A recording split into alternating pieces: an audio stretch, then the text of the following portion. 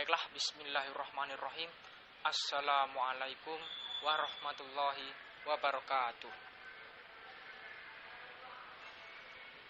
Alhamdulillah, alhamdulillahirabbil alamin. Hamdan syakirin, hamdan naimin, hamdan yuafi ni'amahu wa yukafi'u mazidah. Ya Rabbana lakal hamdu. Kama yang bagi li jalali wajhil karimi aqimis syaitani. Subhanakallahumma wa bihamdika asyhadu an la ilaha illa anta wastaghfiruka wa atubu ilaik.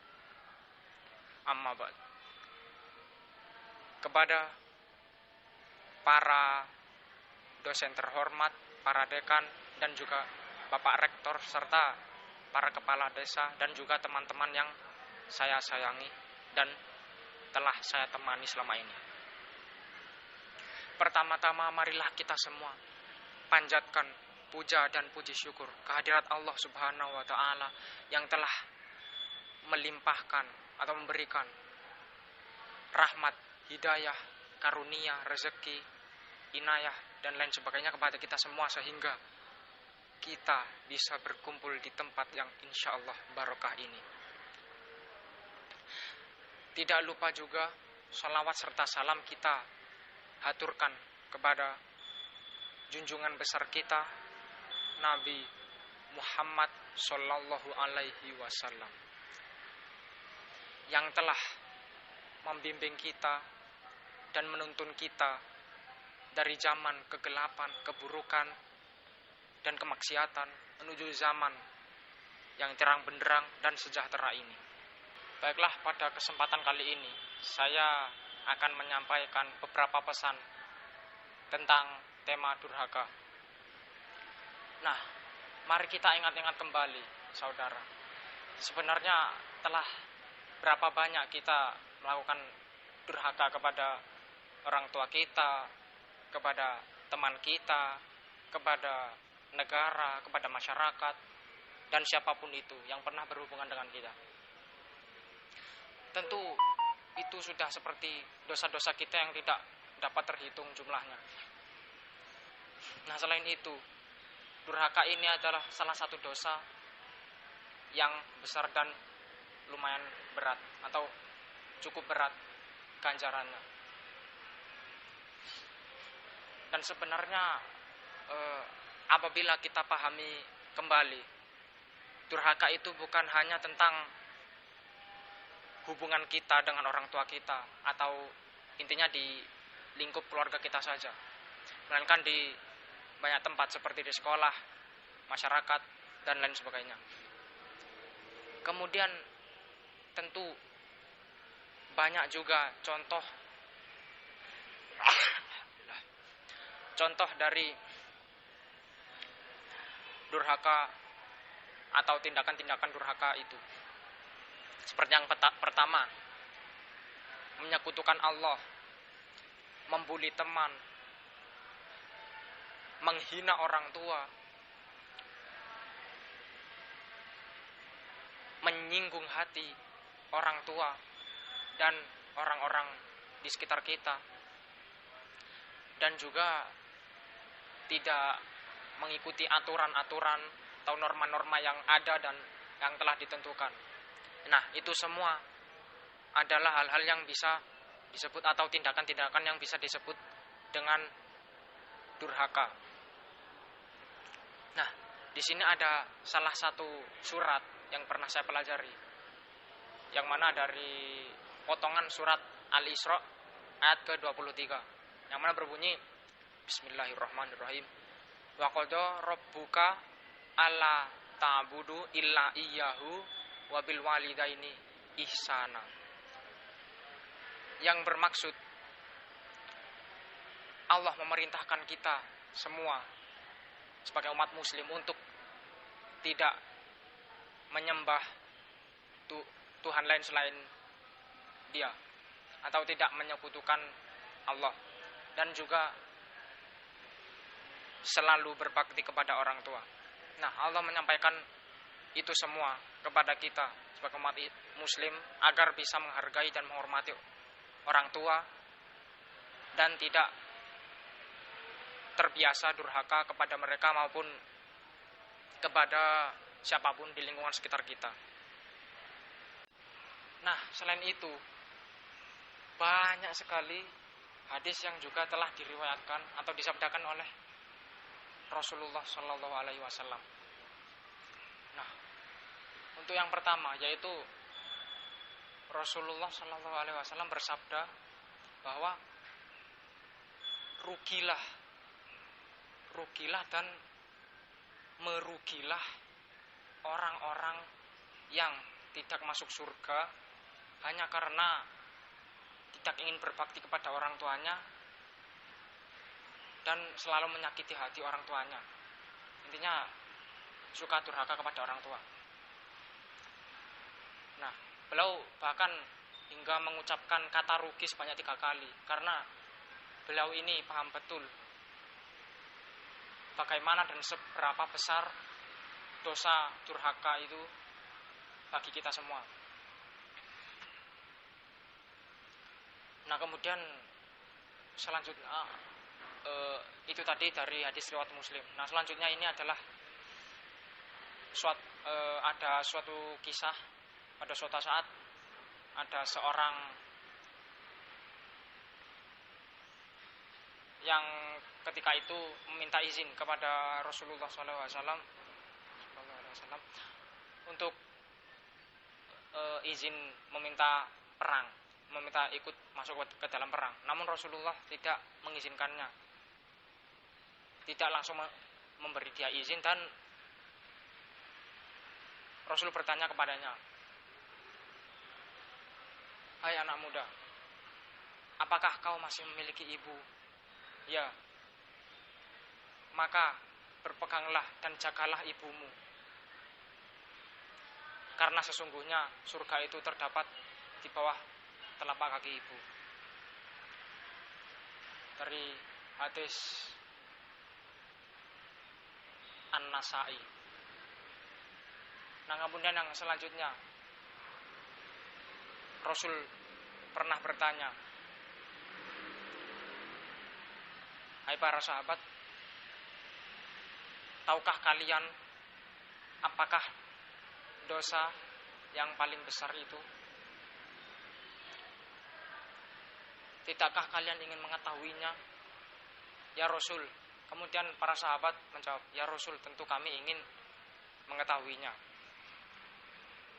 Dan Rasul menjawab, "Dan dosa itu adalah menyekutukan Allah dan syirik kepada Allah, dan juga menghina orang tua, dan juga syirik terhadap orang tua." Hadis riwayat Bukhari. Baiklah, kira-kira itu tadi beberapa hadis yang dapat saya sampaikan, dan tentu masih banyak lagi hadis-hadis yang mungkin tidak bisa langsung saya sampaikan saat ini.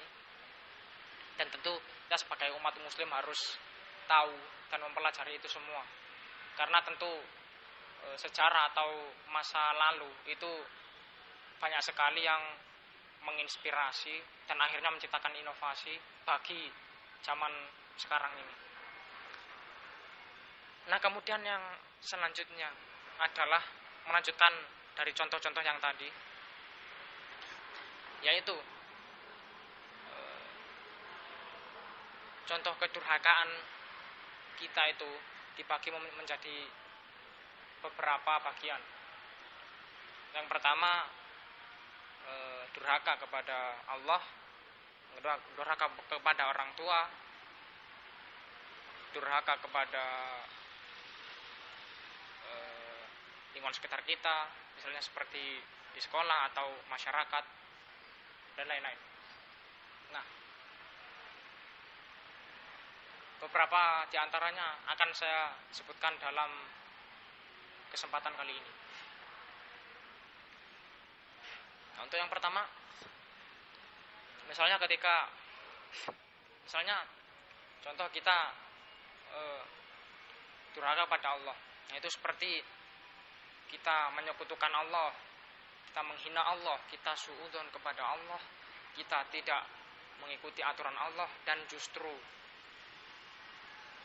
kita melanggar aturannya dan juga malah mematuhi larangannya dan menjalani larangannya. Pacaran, berzina, mabuk-mabukan, merusak diri sendiri, bunuh diri dan lain sebagainya. Nah, kemudian untuk saat kita bertindak durhaka kepada orang tua, itu seperti saat kita diamanahkan atau disuruh atau diperintahkan orang tua kita untuk membeli bahan keperluan dapur seperti sayur, alat masak dan sebagainya, kita malah bilang atau bilang tidak mau, atau bahkan malah menantang dan tidak terima. Itu juga salah satu bentuk durhaka. Dan juga tentu yang seperti yang telah saya sebutkan tadi, yaitu menghina orang tua, tidak menjaga perasaannya, kasar terhadap orang tua, bahkan sampai beradu fisik dengan orang tua, apalagi itu bermula dikarenakan tindakan kita sendiri. Nah, kemudian yang selanjutnya adalah durhaka dalam lingkungan sekolah dan masyarakat. Itu seperti kita, atau di lingkungan umum, itu seperti saat kita membuang sampah sembarangan, kemudian tidak mematuhi aturan dan norma yang berlaku di tempat tersebut, merokok sembarangan, kebut-kebutan di jalan, kemudian yang merugikan bagi kita semua, yang juga menantang aturan negara.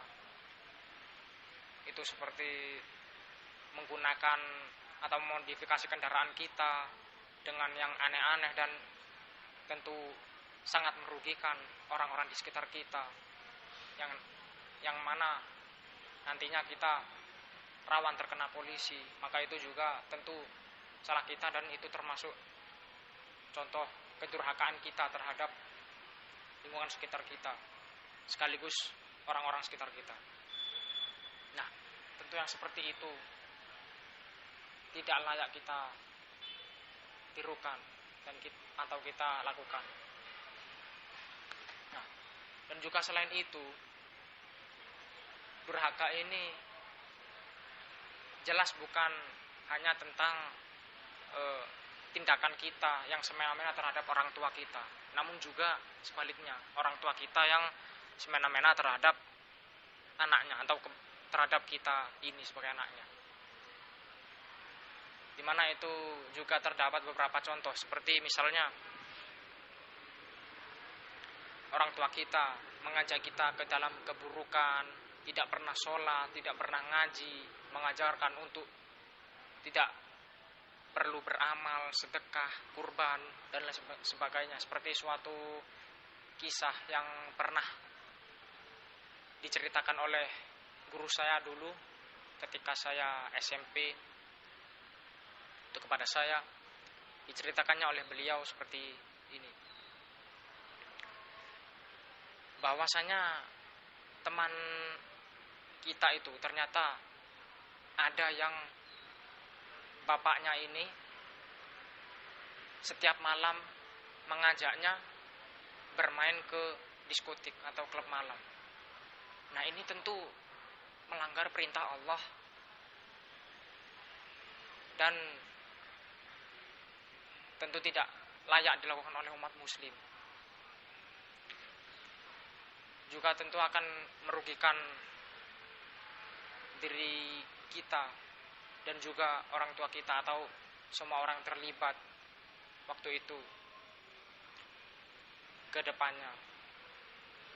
Nah, mungkin sekian yang dapat saya sampaikan. Semoga itu semua bisa menjadikan kita sebagai umat muslim yang akan bertindak lebih baik dan lebih benar ke depannya, dan juga itu bisa menginspirasi kita semua dan memotivasi kita semua untuk berbuat baik, tentu tidak hanya kepada orang tua dan tidak hanya kepada Allah, namun kepada siapapun yang kiranya perlu diperlakukan secara manusiawi, secara baik dan benar. Mungkin cukup Sekian yang dapat saya sampaikan. Kurang lebihnya mohon maaf. Terima kasih atas perhatiannya. Wassalamualaikum warahmatullahi wabarakatuh.